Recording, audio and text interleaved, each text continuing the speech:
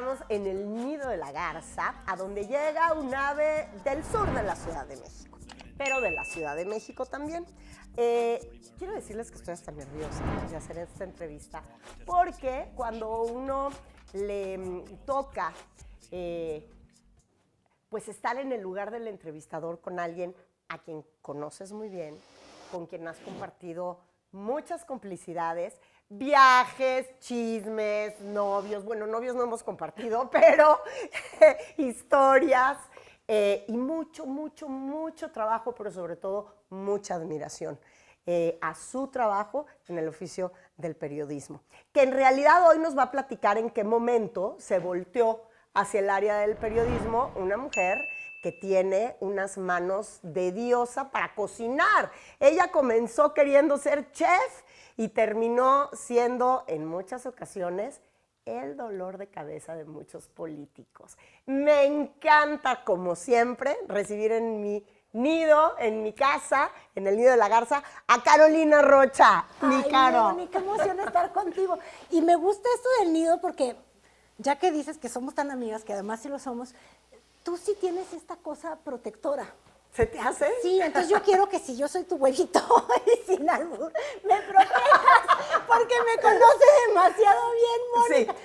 Sí, yo te protejo, ya sabes. La ropa sucia, que No. sí tengo una que otra guardada, confesable e inconfesable. Yo lo sé perfecto, pero además es muy interesante siempre tu vida, empezando. A mí me gusta mucho hablar de la infancia de las personas, porque eso nos habla siempre de por qué somos como somos, por qué somos quienes somos, de dónde venimos, cuáles son nuestros orígenes.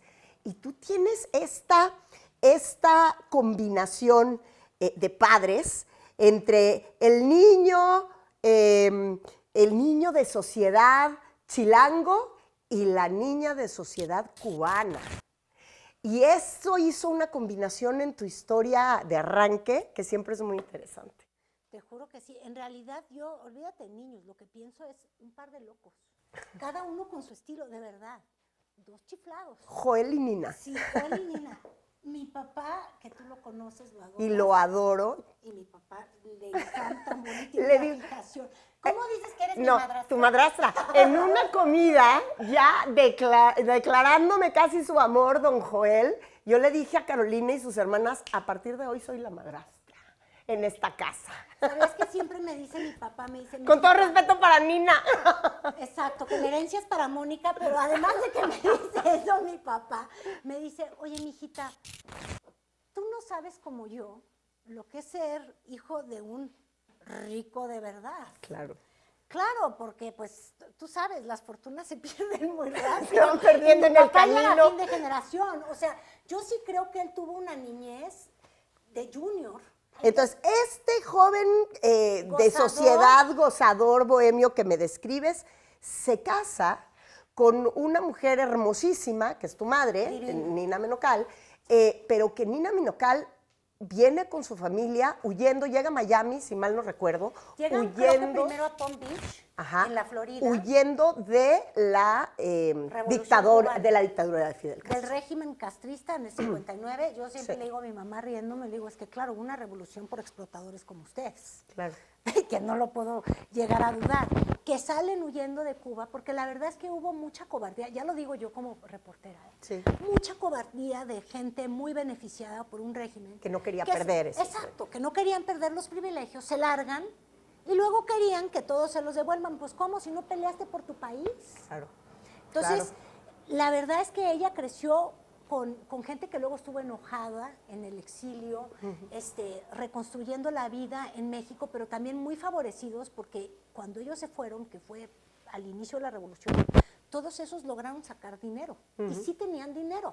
Entonces, por lo que yo entiendo, mis abuelos, que también son muy añorados y queridos por mí, lo que sí comprendo hoy, así como que digas que qué brillantes, cuánto mérito, cuánto trabajaron, no, vivieron con el dinero que sacaron. Entonces ahí te das cuenta de la dimensión de los holgazanes merecidos de revoluciones que Pero fueron. a ti te toca crecer como una niña muy privilegiada en una escuela francesa, en fin, ¿cómo creces? ¿Cómo recuerdas tu infancia? ¿Cómo creces tú con estos padres, con tus hermanas? Ustedes son 3 hermanas que han sido a su manera muy unidas. Sí. Cuéntame. Tengo 3 hermanas. Fíjate que te conté todo este rollo para llegar al punto en el que a mí mis papás ya no me tocaron como ellos, con papás que podían, que tenían todo. A mí me tocó ya esta, no sé cómo decirlo sin molestarlos a ellos, pero gente que venía de mucho, pero que se vinieron a menos. Claro, pues estos dos como que juniors que sienten que son millonarios, pero que ya no eran millonarios. Y entonces yo crecí sintiendo que tenía muchos privilegios, pero a la vez el tema siempre en mi casa era, Joel, mi mamá enojadísima, porque mi mamá pensó que se había casado con un muy rico. Y eran sus papás. Entonces siempre era el reclamo de por qué no le daba lo que ella tanto anhelaba y quería. Siempre estaba el tema de que estaba quebrando, porque sí quebraba su empresa. Y era un estar luchando. Iba yo a esta escuela muy popis, como bien dices, que era donde las niñas todas iban preciosas, todas arregladas con sus vestiditos españolas de bordado y demás. Y yo no sé si ahí era falta de recursos o un verdadero descuido de mis papás, porque yo ya fui la tercera. Entonces ya como que ellos ya sentían que estaban fuera del trámite. Mi papá estaba tomado, porque a mí me tocó mi infancia con mi papá, pues alcohólico, muy borracho. Ay, lo amo, papá, ya te perdoné. No, y es lo máximo, bueno, pero debe de haber sido difícil para Era ti. muy difícil porque estaba borracho. ¿Escenas, Caro? De jueves a lunes. ¿Escenas clásicas, recuerdas, con un papá pues, alcohólico? Sí, la verdad es que la pubertad espantosa, yo lo odiaba con toda mi alma y era intolerable vivir con mi papá. O sea, bajaba en calzones a la sala, a correr a mis amigos y a decirles, Carolina, no sale, ay papi, no quiero imitarte, pero así. Mi papá nunca ha sido agresivo físicamente, ni nunca me agredió físicamente, pero era sumamente agresivo verbalmente. Y yo creo que yo, por ser la más chiquita, entré en una dinámica y una inercia que no era la mejor entre mis papás, porque cuando mi papá se ponía, ¿puedo decir borracho, groserías? Pues sí, pedo, así digo yo, borracho, mi mamá me metía en su cama y llegaba mi papá borracho y ahí estaba la niña metida en la cama. Y entonces él me veía con un odio, Moni, un odio horrible. Y sí, decía, pero era la barrera que ponía tu mamá, te ponía a ti de barrera. Me ponía y él decía, el angelito negro. No sé por qué me decía eso. Y yo estaba ahí y era muy niña para entender que mi mamá me estaba usando de alguna manera ahí en la barrera. Y luego yo creo que mi mamá decidió salvarse. Mi mamá siempre ha sido ella muy productiva, muy ambiciosa, muy exitosa y nunca ha tenido un límite para perseguirlo. Y cuando digo un límite me refiero a los hijos. Mi mamá no cumple con el patrón de la mamá madre abnegada. mexicana, pero además no es mexicana, es cubana, para que me la disculpen, ¿no? Entonces, ella sí vio por su carrera y vio por sí misma. Y se iba a Moni. Y las que lidiábamos con el borracho éramos nosotras. Era muy padre en muchas cosas, porque nos llevaba a desayunar todos los domingos, o al Vips, o al Lincoln, a Lina, a mí. Emilia ya se había ido a estudiar a Estados Unidos, un poco mi papá siguiendo este modelo de sus papás, de que los niños hay que mandarlos a educarse fuera. Pero era domingo en la mañana y mi papá ya se había tomado 3 Bulls. Estaba pedo y manejaba así con nosotras. Pero me acuerdo mucho del centro, del Museo del Prado, que luego se perdió, el antiguo Salinas y Rocha que se quemó con el temblor. Y él nos dejaba hacer algo que mi mamá no hacía, que se lo agradecíamos tanto, que era comer. Entonces, cuando íbamos a desayunar con mi papá, eran los chilaquiles con salsa caguachi del papá del nefasto político de Media Monta. Okay. Salud, deforme y operado, salud. Pero sí. pedíamos esos chilaquiles, podíamos comer unas quesadillas con grasita, o nos llevaba al Vips y en el Vips podíamos pedir hamburguesa. Sé que parece que es una imbecilada que lo diga, pero no podíamos comer. Mi mamá nos prohibía comer. ¿Por qué? Porque todo engordaba. Y no podíamos ser gordas. Eso es lo único que... Mi mamá, te digo, con estos papás tan poco capacitados que ella tuvo, comprendo que le hicieron la vida un infierno a su mamá, que no quería que fuera gorda, porque todo tenía que ser el físico. Y la sometió a y ustedes nos sometió. a ese Yo rigor. para hacer mi primera comunión, estoy hablando 8 años. Para que ella me hiciera mi primera comunión, me decía que solo me iba a hacer la primera comunión si yo enflacaba 7 libras. Y nos pesaba todas las mañanas en las pesas estas de doctor, casi que le vas moviendo, a ver si sí enflacábamos. Oye, Caro, pero eso es bien peligroso, porque Terrible. ¿quién de ustedes tuvo alguna consecuencia física de eso, en el sentido de, pues, eso te puede generar una bulimia, No, una de género al anorexia? revés. Mi mamá, queriendo que sus 3 hijas, porque te digo, somos 3, fueran Sí. flacas, lo que tuvo, ay, cómo nos amamos, es 3 bodoques, 3 elefantes blancos. Las 3 fuimos gordas, pero gordas en serio. Yo llegué a pesar 94 kilos. Llegó a ser el único tema que importaba en toda mi juventud escolar, que yo era gorda. No me querían en la escuela porque era gorda. ¿Y tú te querías? No. Además, siempre pensaba que todo lo que no estaba bien era porque estaba gorda, que algún día enflacaría y todo se iba a componer. Nada se compuso, pero sí enflaqué.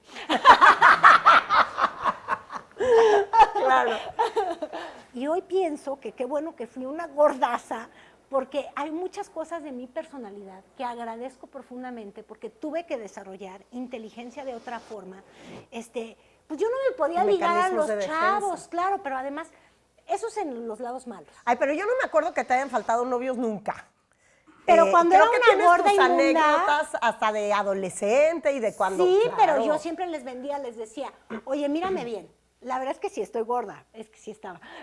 Y le decía, pero mira, me agarras como que en rebaja, porque como estoy gorda, soy un diamante en bruto. Tú piensas que andando conmigo igual y te enflaco y te agarras una que no estaba tan buena. No, vas a tener una guapa.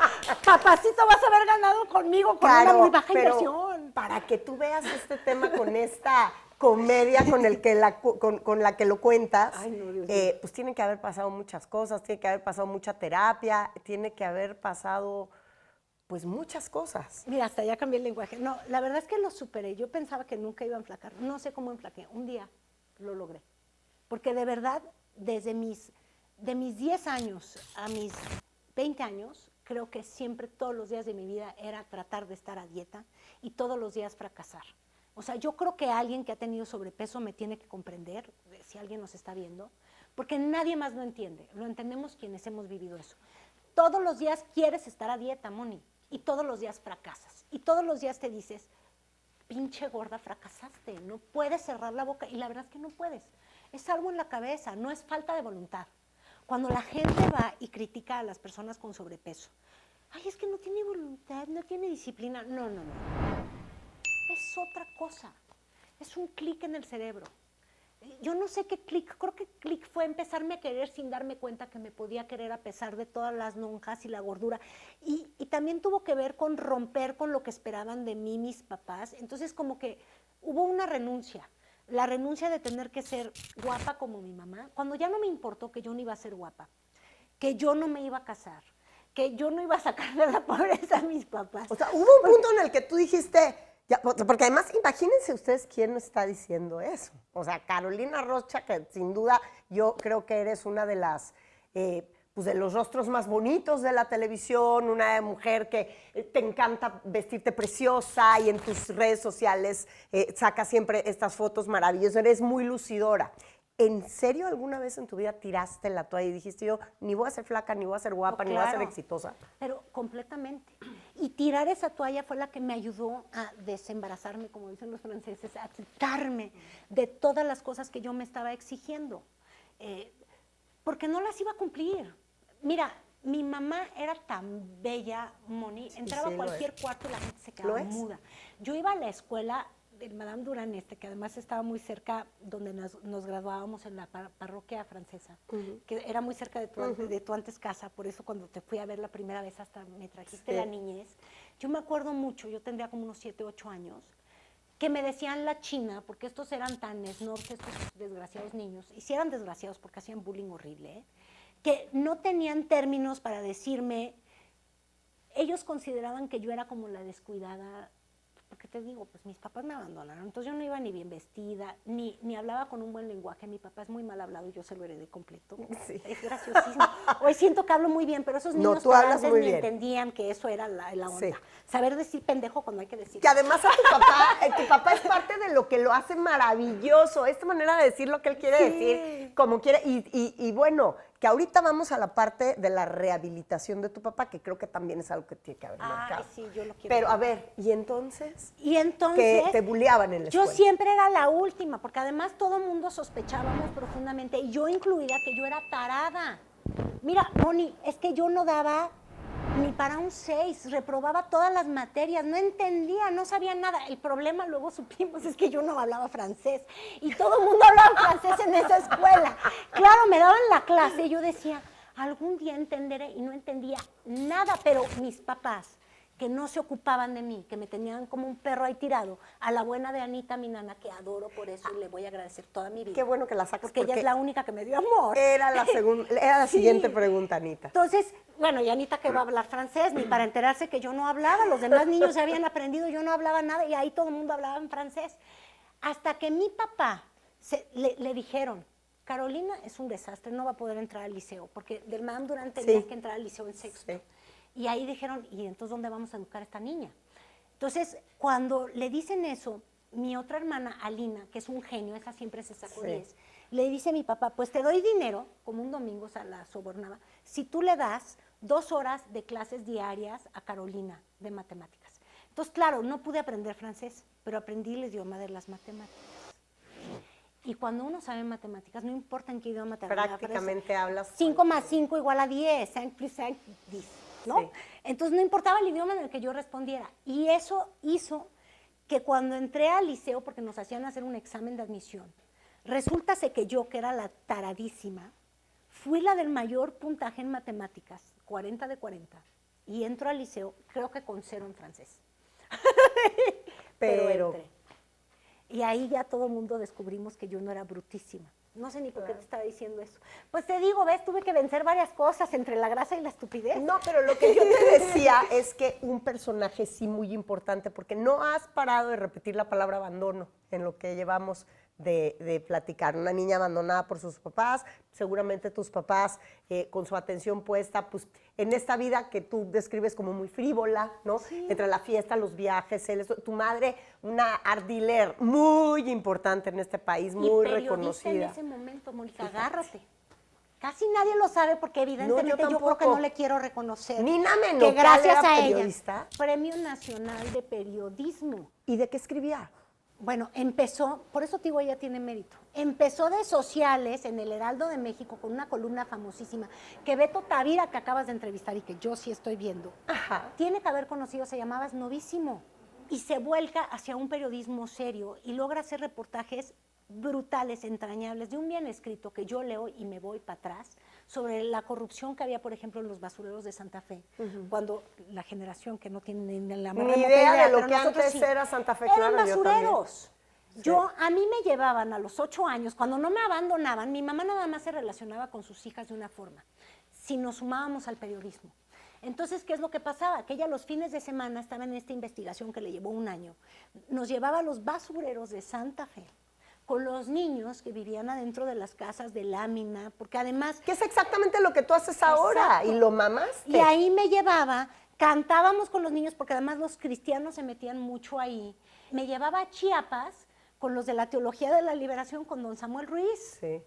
Ese me hizo mi primera comunión. Entonces, eso sí me lo fui absorbiendo, pero claro, uno tiene esas huellas o esos enojos, y muy pocas personas saben que mi mamá, antes de ser galerista, fue una periodista reconocida, premiada, con mucho mérito, y que seguro yo salí a ella, todo el mundo piensa que soy hija de Ricardo Rocha, no, de Nina Menocal. Pero creo que a ti te salva la vida, y lo digo yo porque tú me lo has dicho a mí. En aquella época o en aquel momento donde se forman nuestras capacidades de amar, Anita, tu nana, sí. entra en tu vida. Sí, Anita, de hecho yo entré en la vida de Anita. Anita es una persona que viene del Real del Monte Hidalgo, que empezó a trabajar con mis papás cuando estaban recién casados, y se enamora de una bebita que había ahí, que era Emilia, mi hermana, y nunca se va. Anita tiene un carácter del santo diablo, nos pellizcaba y demás. Se peleaba mucho con mi mamá, porque mi mamá, te digo, de periodista, dejando tirar, es como si yo hoy tuviera hijos. Nunca les hubiera hecho caso, porque el periodismo te consume mucho. Y entonces se peleaba y se enfrentaba con mi mamá. Mi mamá la corrió como 10 veces, por lo que yo entiendo, y Anita no se quería ir porque sentía que tenía a estas 3 niñas que necesitaban de ella, que era Emilia, de la que se enamoró, Sí, Alina, que además ellas dos tuvieron un accidente atroz antes de que yo naciera, por poco pierden la vida, estuvieron en hospitales, las llevaron al Children's Hospital en Boston, Alina con bombas en la cabeza para sacarle agua. El agua. Entonces dicen mis papás que después de que no se murieron en este accidente automovilístico, como que ahí mis papás dijeron, esto es un festejo de vida, hicieron cositas y me tuvieron a mí, porque se habían salvado esas otras 2 hijas, pero... Entonces, Alina, la niña que casi se queda con una bomba en el cerebro toda la vida, que le dijeron que iba a ser tonta y es la más inteligente, la mejor estudiada, ella es el genio de mi familia. Sí, el genio, ella vive en Londres. Vive en Londres y es intelectual, ella sí es la gran cosa. Y luego, pues yo, que era, pues de verdad, sí, pues como un gremlin, yo no sé, salvajita, de verdad, porque te digo, yo misma no sabía ni que tenía capacidad de pensar. Vivía en un... Que además, autismo, yo creo. Yo me acuerdo yo me acuerdo que me contaste alguna vez una anécdota, espero no estar cometiendo ninguna indiscreción, pero creo que no. Lo puedo negar y además el COVID me ha hecho perder. Bueno, pregúntame a mí. Pero algo que a mí me conmovió muchísimo. Tú creciste con un problema en las rodillas o en las piernas. Las patitas chuecas. Y Anita, creo que recibiste un tratamiento muy doloroso físicamente. Horrendo de los huesos de antes, Moni. Me ponían, olvídate las botitas ortopédicas con las que me bullearon, te digo. Sí. Toda la infancia en la escuela está nice, sino que además tenía que dormir con imagínate un metal así, pero sí, te estoy hablando de los de metal, antes, que eran como de tortura. Una bota y otra bota de tortura. Me lo ponían así, entonces tenía yo que dormir las patas hasta acá, para que se enderezaran mis rodillas todas las noches. Entonces mi mamá veía que me lo pusieran y todas las mañanas me despertaba sin las pinches botas. Entonces mi mamá se daba cuenta y me metía unas madrizas, pero te estoy hablando que mi mamá sí era un golpeador. O sea, nos perseguía a madrazo y con la regla de metal. Sí. Furiosa de que yo me quitaba eso. Furiosa. Y yo decía, es que yo no me lo quité.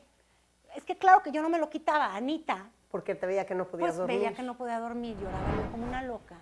Me las quitaba todas las noches. Y pues no se me compusieron las rodillas, al punto que el día de hoy mi noviecito, te voy a decir cuál es su apodo. Pies chuequitos. ¿Ah, sí te dice? Sí, claro. Pies chuequitos, pues sí, porque el me torero. conoce mis rodillas, el torero. Él sí ve mis rodillitas que están metidas así. Yo claro que finjo que puedo caminar en tacones. Y estoy fingida en las fotos. Claro. Pero no, en realidad soy una descompuesta. Quien me conoce realmente sabe que claro que poso para mis fotos y hago una fiesta y una gozadera del placer de pensar que estoy joven todavía y que me puedo ver bien. Pero soy una jorobada descompuesta, tú sí me conoces. No, jorobada no eres ninguna jorobada. Saco la panza, la fregada, pero en fotos que bien. Lo que sí les puedo decir es que, Caro, efectivamente, con este problema de las piernas, que como tú bien dices, pues nunca terminó de arreglarse en realidad. Pero Carolina Rocha tiene, para todos aquellos amantes de las grandes frivolidades, la colección de zapatos más espectacular y miren que yo he visto colecciones de zapatos. No, los tuyos, y creo que te los pones para las fotos. Me los pongo para las fotos. Te cuesta trabajo caminar con tacones, ¿no? No, porque la vida es justa y le hace el mal al que merece el tamal, o como venga el dicho. Entonces, yo que he gastado todo lo que le hubiera heredado a un hijo, un sobrino, mis sobrinos esperan que los herede, la verdad, porque no tengo hijos.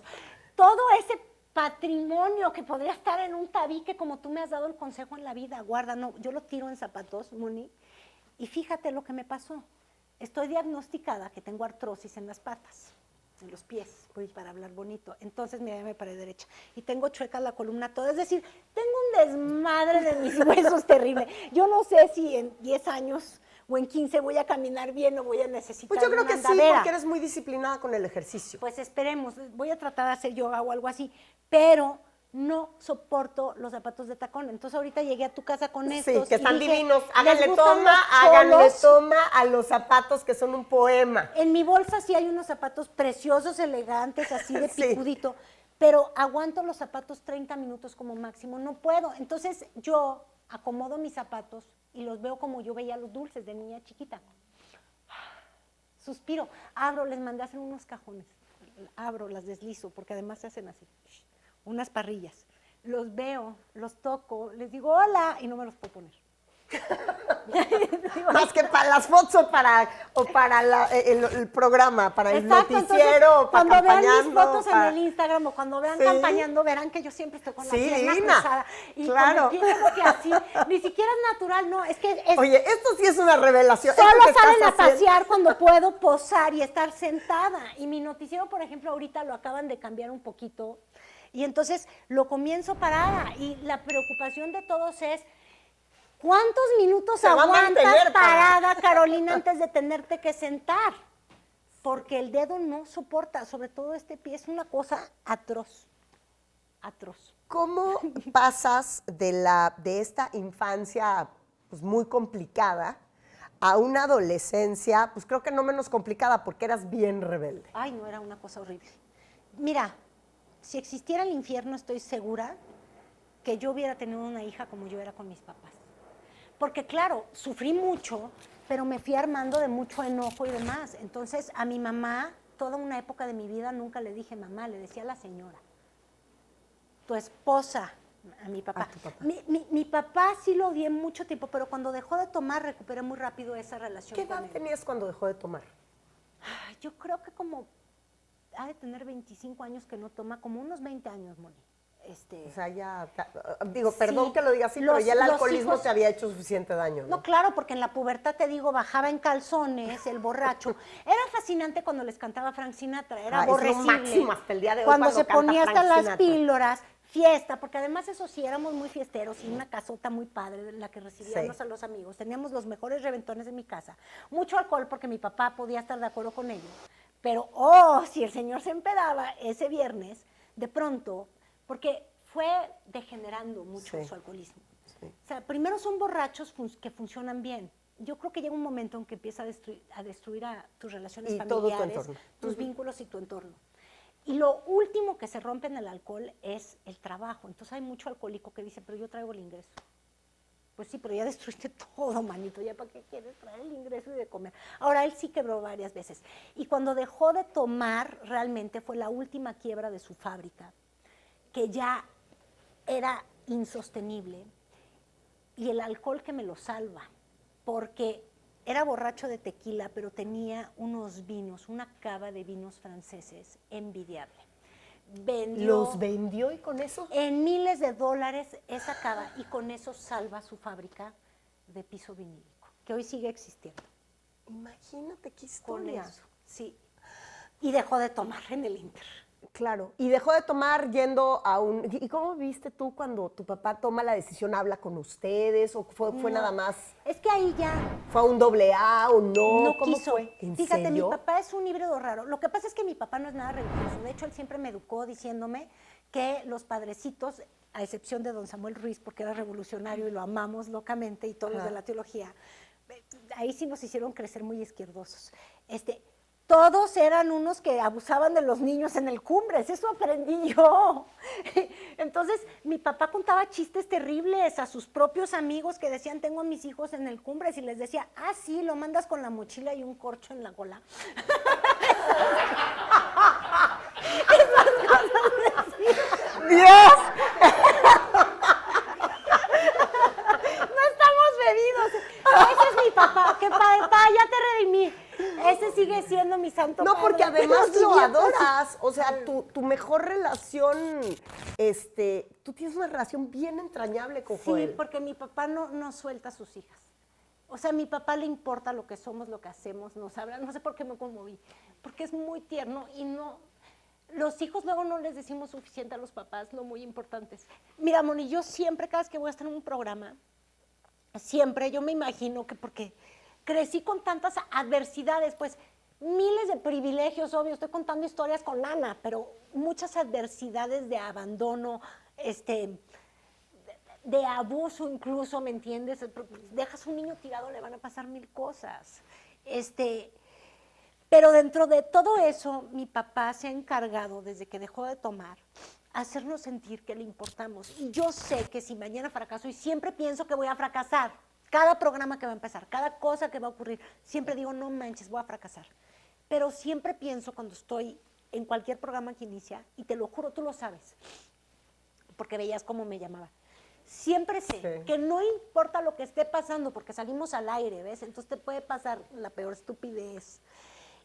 Siempre sé que no importa lo que pase, al menos una persona, aunque yo esté haciendo lo más estúpido que se me pueda pasar al aire, el peor de los errores, decir Fidel Castro Chávez, en vez de decir su nombre correctamente, sé que al menos una persona me va a estar queriendo profundamente del otro lado del Pase lo que pase. Pase lo que pase.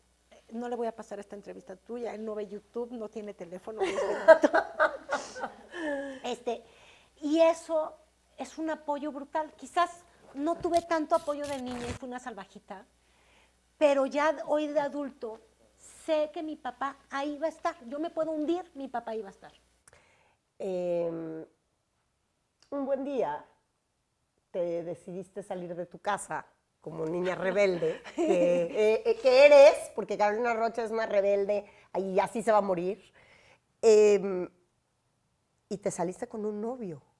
Y no me quiero imaginar que tú... Imagínate yo... ¡claro! Cuando te saliste con un novio que me contó. Y les voy a decir por qué me sé esta historia. Porque un día Matilda se me salió de la casa con un novio y yo me paré de pestañas y entonces Carolina me contó su propia historia y que te saliste con un novio que te llevó a vivir a donde sea y que aquello fue un escándalo en tu casa. Sí, estaban muy ofendidos. Pero ahí empezó tu independencia. Ahí empezó mi independencia porque empecé a trabajar justamente en Televisa. Pagaban una miseria, creo que siguen pagando una miseria. Yo me acuerdo mi sueldo.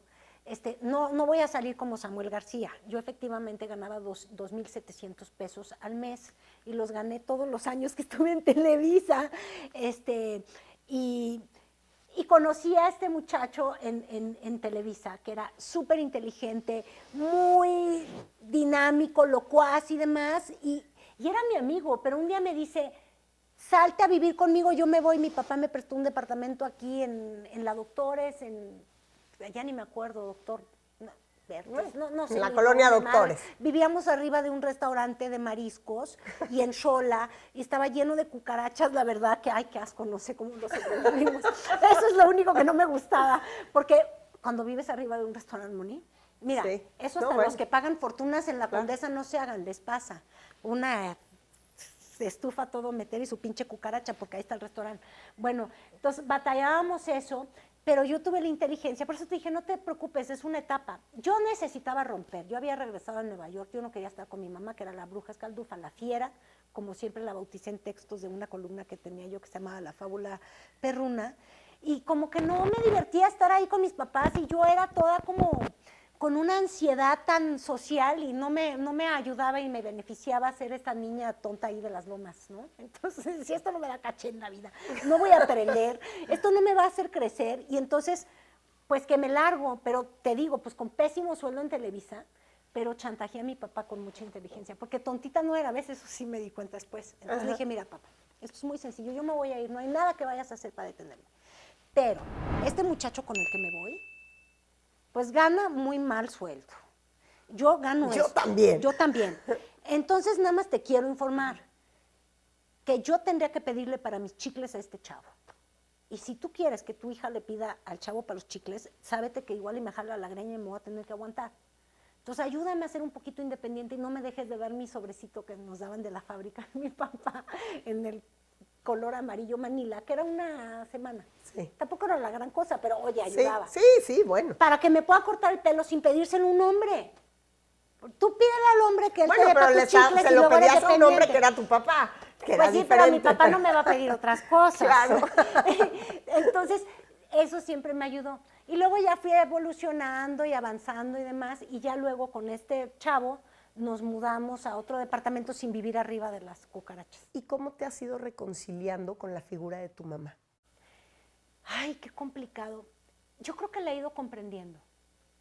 Yo hoy entiendo cosas que no comprendía de niña. Una es que mi pobre mamá, y sí digo mi pobre mamá, fíjate, porque ella ha hecho un esfuerzo por tratar de ser cercana en la forma en la que ella pueda. Que ella sabe.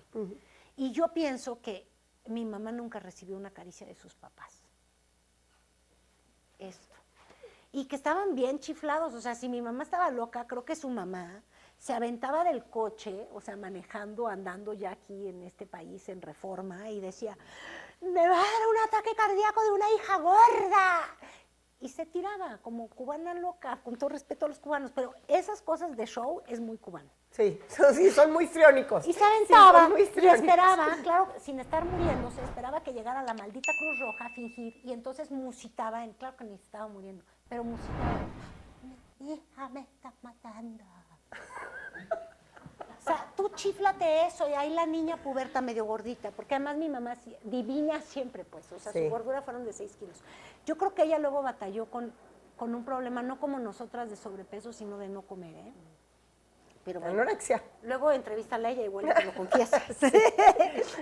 Y siendo muy alta y todo. Entonces, yo la he ido comprendiendo y creo que mi mamá aprendió más tarde en su vida sobre afectos, sobre forma de ser cariñosa. Mira, de hecho ahorita, y todos nos reímos mucho, tiene un perro y lo adora. Mi mamá primero nos corría a todos los perros de las casas, que son lo mejor, te hacen muy buena persona. No, sí, claro. Mi mamá odiaba a los perros, entonces como yo siempre digo, nunca confíes en nadie que no quiere tener un perro. Y descubrió que podía querer un perro. No sabes cuánto más dulce se ha vuelto. Claro. Entonces, hoy la entiendo mejor, comprendo que se esfuerza y comprendo que ella trató de ser alguien sin tener ni siquiera las herramientas, porque no la dejaron ir a la escuela, tenía unos papás súper superfluos, tuvo que ir aprendiendo y descubriendo todo sola. Me imagino que yo también, pero siento que tuve a Anita, a mi papá después, entonces como que siento que más ganona y con una gran formación académica. Yo sí creo que el liceo sí, claro, es una gran escuela. Oye, y luego fui a una universidad que era buena, mi mamá ni a la universidad fue. Sí, claro. ¿Nunca de verdad te ha cruzado por la mente tener un hijo? Me cruzó, pero recientemente, ya tarde, fíjate. Nunca es tarde. No, y tú todavía no estás tan tarde. Ya andamos en los 46 tú no estás años. tan tarde, Caro. No. Digo, hoy la ciencia ha avanzado tanto que digo. No, fíjate, la verdad es que o sea, ¿te creció recientemente con tu relación con Javier? El enamoramiento de Javier, mucha ilusión. Y él es 5 años menor que yo. Y como que a él sí tiene una hija monísima de 3 años. Y yo creo que él quisiera ver crecer un hijo cerca de él. Entonces, cuando estábamos en el pleno inicio del enamoramiento y eso, que no podíamos de tanto amor, a cada rato me decía, imagínate un torerito ahí rayando tus paredes. Y como que fue la primera vez que sí me imaginaba un torerito rayando las paredes, que ojalá, no, un hijo torero, ¿quién lo va a querer? Con el cariño a mi suegra, pero imagínate la estamina. Sí. ¿Cómo viven las mamás la adrenalina de que tu hijo entra al ruedo y no sabes si va a salir vivo? Es que de veras no sabes, ¿eh? Incluida tú, o sea, tú ahorita tú con tu novio no sabes. Yo ahora sí veo, nunca entendí, porque no era yo ni tan taurina, ni mucho menos, pero ver un animal de 500 kilos enfrente de una persona chiquita, que es la metáfora de la vida. El humano siempre ha retado, somos chiquititos y retamos a la naturaleza porque somos seres muy inteligentes.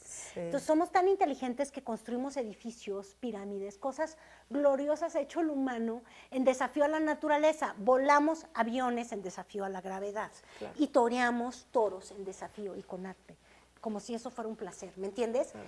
Esa es la picardía del ser humano y eso es lo que me gusta a mí del toro. Pero ya cuando el que es torero es tu novio, ya dices, no manches, no te pongas aquí artista, muchacho, no te va a picar, esa cosa tiene un cuerno. ¿Y lo vives con mucho miedo? O sea, ¿lo has acompañado? Lo he acompañado muy pocas veces, Dios bendito, por cosas de trabajo mío, si le toca en sábado, por ejemplo, se cruzó la pandemia y hubieron muy pocas corridas. Entonces, la mera verdad es que le he tenido leve, pero qué estrés. Sí. Yo quiero que siga siendo leve porque además él es de los que me dice, tú me conoces, soy muy gritona. Me dice, bueno, hagas lo que hagas, nada más te suplico no grites. O sea, no me hagas pasar vergüenza.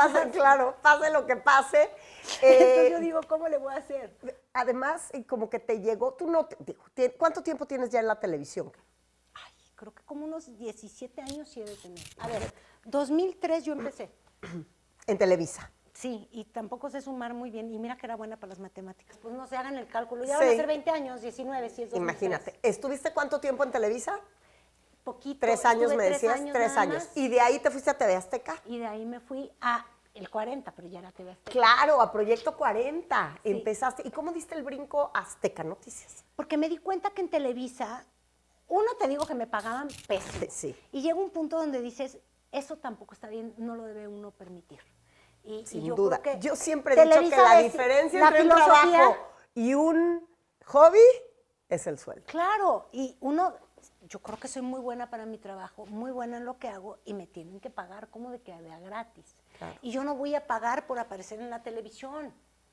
No, porque creo que soy talentosa. Entonces, me di cuenta que yo había llegado, sí me dejaron crecer mucho en Televisa y estoy muy agradecida, y capacitaban mucho a los reporteros, y me tocó una época en la que nos mandaban a unos cursos buenísimos de Fox News y de no sé qué tanto para Sí. saber contar Es historias. que era una época en las que las empresas televisoras sí invertían Sí. dinero en su gente. ¡Qué tiempo, O sí! sea, ¿qué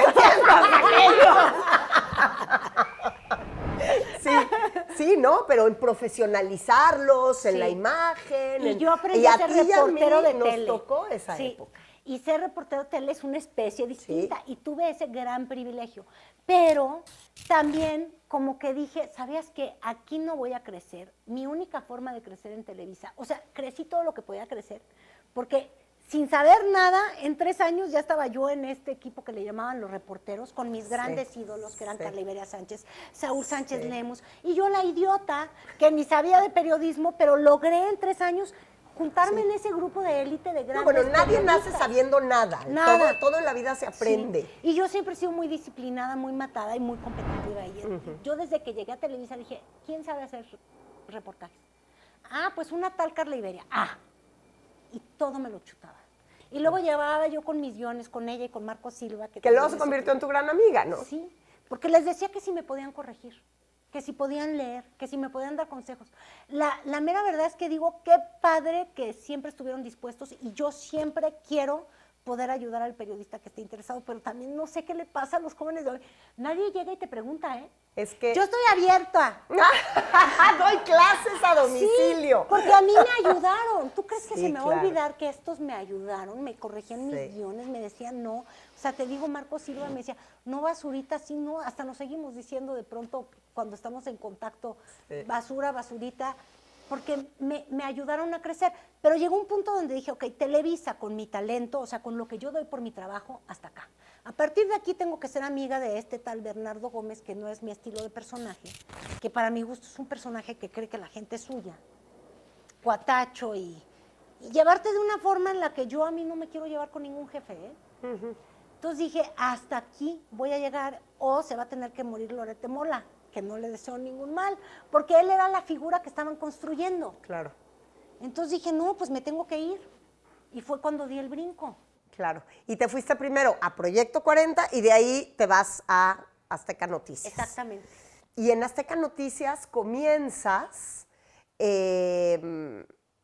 ¿con cuál noticiero Perspectiva comenzaste? 13, el Perspectiva mejor programa. 13, Digo, claro. amo todos los que he tenido, pero En los ese domingos, programa claro, en era la una noche.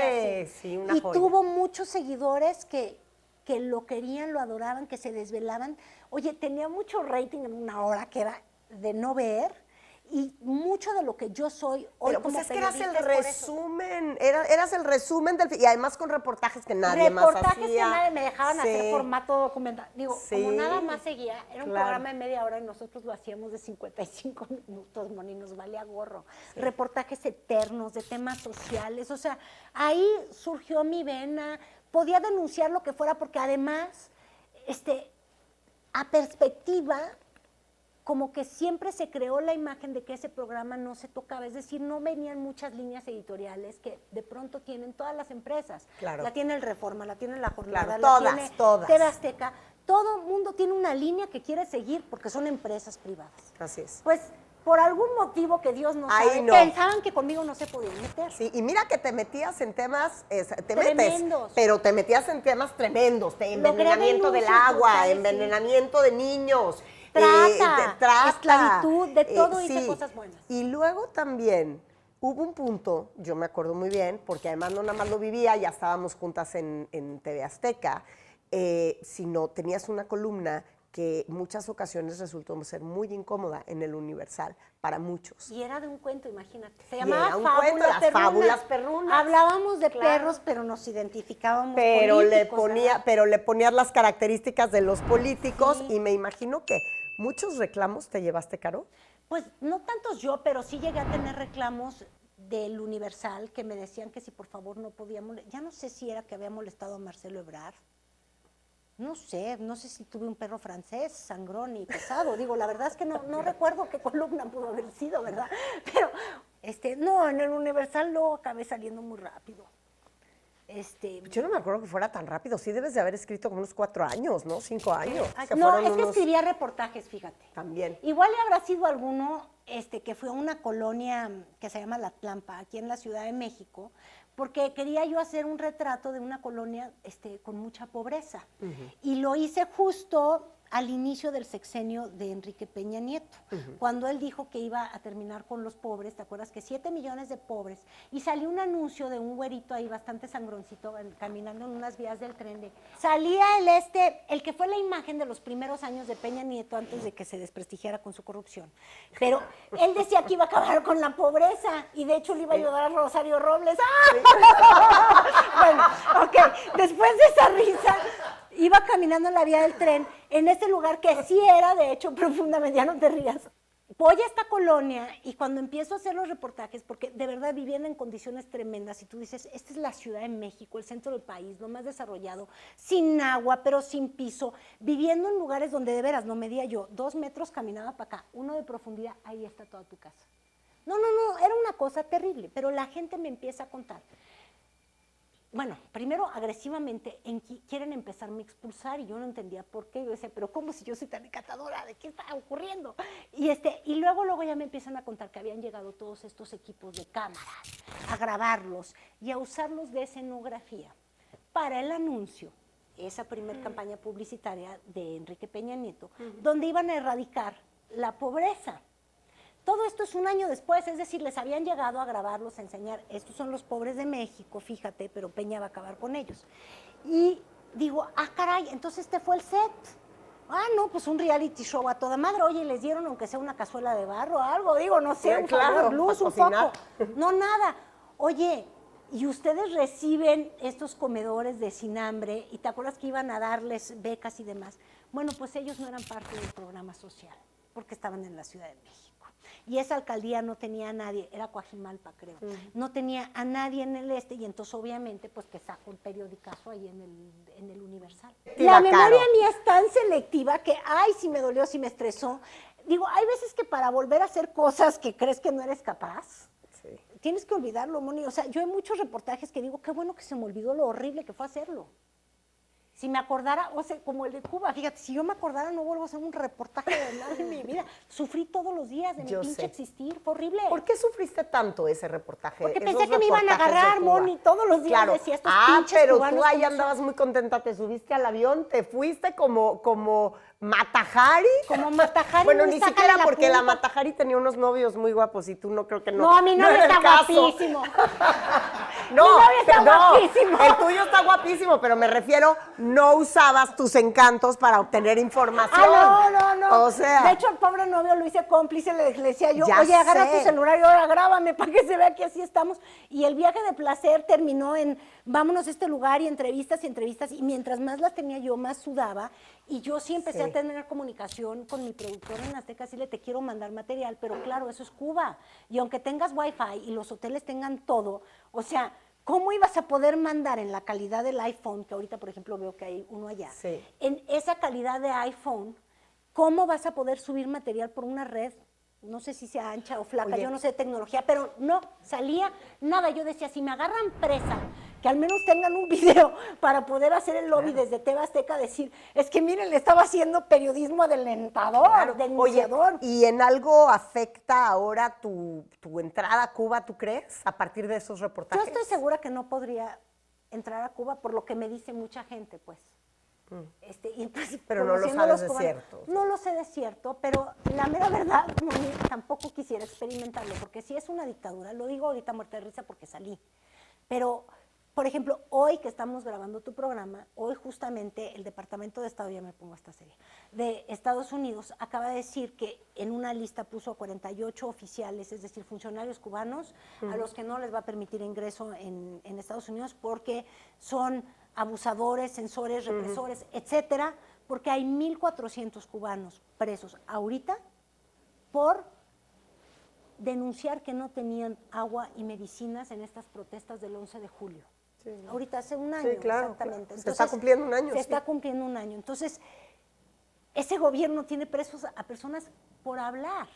Y yo sabía que traía materiales, traje materiales en los que muchos cubanos hablaron. Ahora, me siento bien conmigo misma porque yo siempre mostré mi celular y nunca hice preguntas de ¿odias a Fidel, chico? ¿O qué asco el comunismo? Claro. No. O sea, no incidiendo. No. Yo preguntaba sobre la vida y la vida es tan desastrosa que no necesita ni de calificativos, ni de que yo me ponga una bandera política. Yo creo que la realidad es muy potente.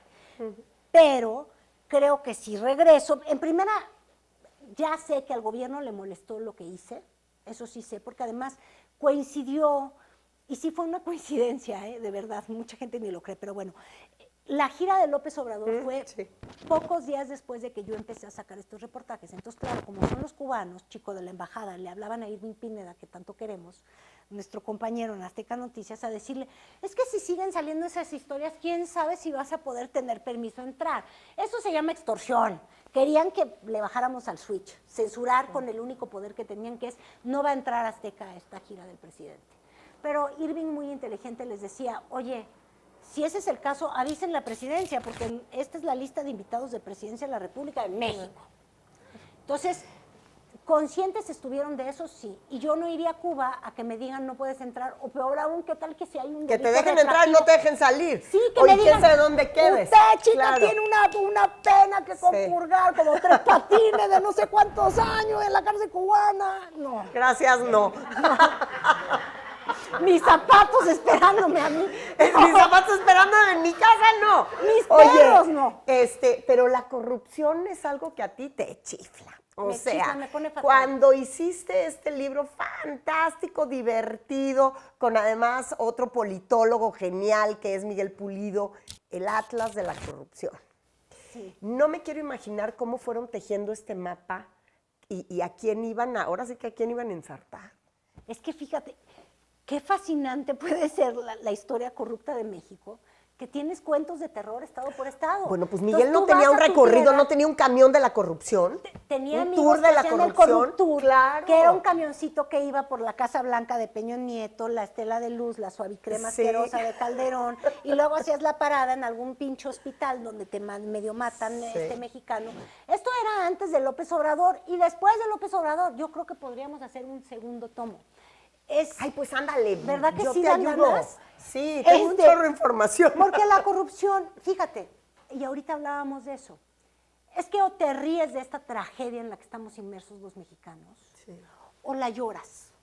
Yo prefiero que reírnos un poco, pero aprender y acordarnos. Es que qué pinche mala memoria tenemos los mexicanos. O sea, la mía al menos es selectiva, señores mexicanos. Esto de olvidarnos de nuestros pinches corruptos son fregaderas. Si no hacemos esta memoria, no los despreciamos públicamente. Y luego los sentamos en nuestras mesas y luego resulta que la familia Hank es elegante y los Miguel alemanes, bueno, ya ahorita hay al menos unos prófugos, pero bueno, hace 5 años antes de que fuera prófugo, porque lo corrupto se aprende, se mama y se replica, ¿verdad? Si el abuelo se robó una televisora entera, que fue la Televisa, el origen de Televisa, pero esos acaban en las mesas de las personas que sí sudan tantito para hacer sus fortunas. Entonces tú hay veces que dices, oye, empresario, respétate, quiérete. Tú sí has chambeado, mano. Claro. Este güey se lo robó. Sí, claro. ¿Alguna consecuencia del Atlas de la Corrupción en su momento? Porque, cómo hicieron gira artística Miguel Pulido y tú, todo, o sea, no hubo medio de comunicación local, bueno, más bien todos los locales, los de la Ciudad de México y los de todas las entidades, y fue un exitazo. Fue un ese libro. exitazo, estuvimos contentos, pero fíjate, era corrupción bastante documentada. Sí, pero no tuviste reclamos, no tuviste amenazas. ¿Has estado amenazada alguna vez? Yo creo que bajo otro tipo de periodismo, he estado amenazada haciendo periodismo en nuestro país. Sí. Es decir, me ha tocado Y me toparme acuerdo. con narcos, ser retenida, me ha pasado desde Tepito hasta Sonora, o cosas locas que dices, esto no lo puedo creer, me están apuntando con arco y flecha. No estoy mintiendo, en Punta Chueca. O sea, eso me dio más miedo que las pistolas en Tamaulipas. Ay, en tu tierra. En mi tierra. En fin, te quiero decir que cuando fui a ese viaje no podíamos ni siquiera conseguir rentado un auto de lo dueño que es el narco de todo. Entonces nos fueron moviendo gente de las mismas ganaderías y demás, pero bueno, eso no contuvo que un día nos agarraran a punta de pistola. Es decir, eso sí me ha pasado. De políticos de los que te quieren ver corrida, pues también. Ah, sí. Mucho. Ni Bueno, también. yo creo que sufrí, es más, ya me acordaste, ¿ves? Te digo cómo mi memoria es selectiva. No, yo sufrí una época ahí en Azteca horrible. Nombres. Porque todos los días, nombres, aquí andan gritando.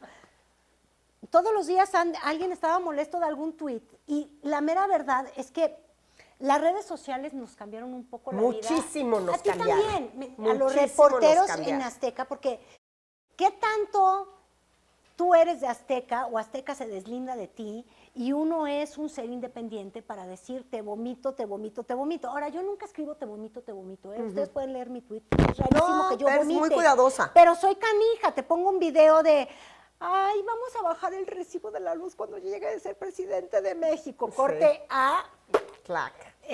Sí. los aumentos a las tarifas de luz, los aumentos a la gasolina y demás. Y creaban muchos problemas porque muchos funcionarios, pues sí, de estilo priista, eso es muy priista. Pues Les ahorita, gusta ¿quién agarrar no el es de teléfono estilo y decir, priista? y esta vieja, ¿por qué no se calla la boca? Pero, por ejemplo, Sí. los de hoy no les gusta agarrar el teléfono. Ay, a Es mí muy sí raro. ya me pidieron mi ¿Ah, cabeza sí? una vez, ¿y cómo no? Pues ahí está. Entonces, Qué claro bueno que que les no gustan las- los de no- ahorita. no nos Lo han que pasa es que entregado. todos los de Morena son el viejo PRI, por eso Es tienen que las son mismas priistas, prácticas. Tienen las mismas prácticas. Sí. Exacto. Por ejemplo, yo sé que con estos reportajes de Cuba, pues algunos corazones oxidados del ideal, que eso también a mí me causa mucho estrés, porque yo sí te podría decir, yo soy muy izquierdosa, yo creo que necesitas emparejar el suelo, que vivimos en países que No, tienen yo no creo que seas desigualdades izquierdosa. Creo intolerables. que estás más acercada a la justicia. Lo que quieres Claro. es una vida justa Y para todo el necesitamos mundo. que en las escuelas los niños sí sean iguales. Si no van a ser iguales si no desayunan lo mismo. Eso Y es si una no tienen la realidad. misma educación. Exactamente. Entonces, yo en eso sí soy muy de izquierda. Pero lo que no estoy es oxidada en pensar que el comunismo de Fidel Castro, que claro, se enfrentaba a los Sí. yanquis. Y los mexicanos vivimos tan cerca de Estados Unidos que nos encanta odiar a los gringos.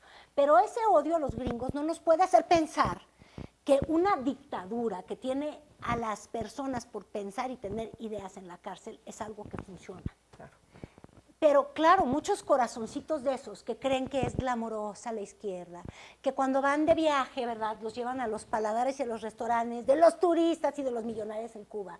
Tú puedes no ver la realidad, pero, oigan, sean izquierdosos de corazón, vayan a un barrio, métanse a vivir en la casa de alguien en La Habana Vieja que se le viene Claro, encima. no nada más a tomarse fotos. Exacto. Sí. No sean ustedes tan de derecha de vivir aquí con el caviar y la champaña. Claro. Porque eso es lo que pasa mucho luego con los políticos. Son una clase aparte, se les olvida. Yo sé que lastimé muchos corazones de estos izquierdosos. Fue como si los hubiéramos dado en su pasión y en su ideal.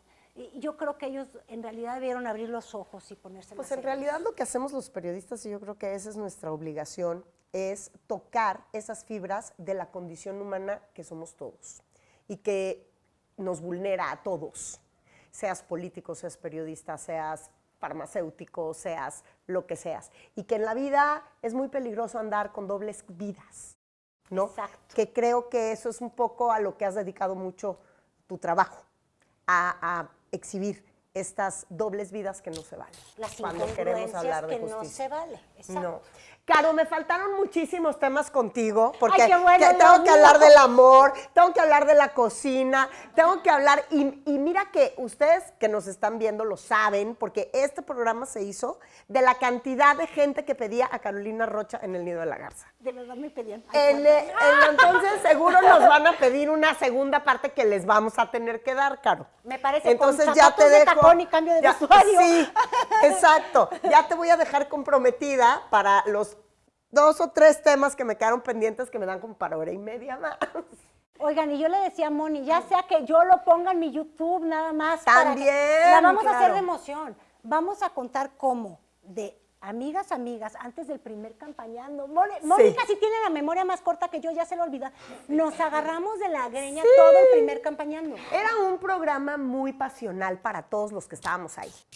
Y éramos muy apasionados todos con distintas agendas y con distinta situación. Y además Yo digo, es que Mónica lo ve racional, y yo lo veo al revés. Yo digo, éramos dos viejononones. También. Espalda plateada, también. topándonos y tratando de Sí. acomodarnos. Fue una cosa Y con un terrible. hipersensible que es Vicente Gálvez. No, bueno. Porque Oye, sí es pero un pobre Vicente hipersensible. Gálvez, ese cuando platiquemos de esa anécdota, una adoración brutal hacia ti, y a mí, Vicente al principio tampoco que me quería ni madres. Entonces, hasta nos partimos en equipos, todo lo vamos a poder Sí, contar. todo lo vamos a platicar en el siguiente capítulo. Siempre y cuando contemos toda la historia, pero bueno, la vamos dosificando, La vamos dosificando. En la Ya- vida hay que dosificar. Ya para la segunda me va a valer Exacto. todo lo que sea verdad. Caro, gracias. Sabes que te Gracias quiero, a ti. te admiro, te respeto. Me hace falta echarme otro viaje contigo. Nos fuimos juntas a Perú y la pasamos bomba. Gastamos un dineral en comida. Comíamos. Porque nos la pasamos cazando Y con vino. restaurantes de estrellas Michelin. ¿te Qué acuerdas? maravilla fue, sí. Imagínate en Perú. Pero Los bueno. ceviches. Oye, gracias, Moni. Gracias Tú sabes por que estar. somos cómplices en todas las que hay, porque si algo eres tú, aparte de talentosa, eres buena amiga y por eso te quiero tanto. Te quiero mucho, Caro. Yo también. Gracias por estar aquí. Gracias. Rob me all my credit and leave me in the dark.